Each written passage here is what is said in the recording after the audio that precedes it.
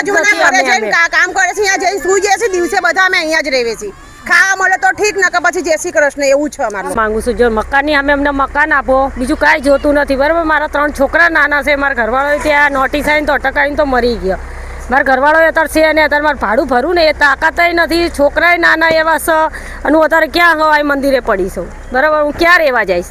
મારે બીજું કાંઈ નહીં જોતું, આ બધાને મકાનની સામે મકાન આપો બસ, બીજું કાંઈ હું માંગતા નથી. જેટલું બને એટલું વહેલું કરી આપો.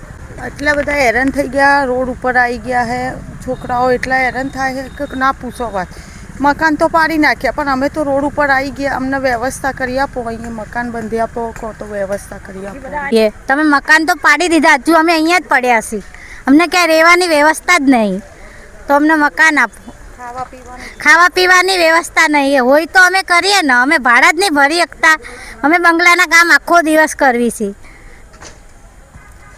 અમને મકાનની સામે મકાન જોઈ, અત્યાર સુધી અમે આટલા વર્ષથી અહીંયા રહેતા હતા, આટલા વર્ષ થઈ ગયા અમારા. હવે અમારે અત્યારે તાત્કાલિક પાડે, અમારે જવું ક્યાં? છોકરા બધા અમારા અહીંયા પડ્યા રહે છે, અમે ક્યાંક પડ્યા છે ઝૂંપડામાં, કોકના ઝૂંપડામાં. ઠીક છે.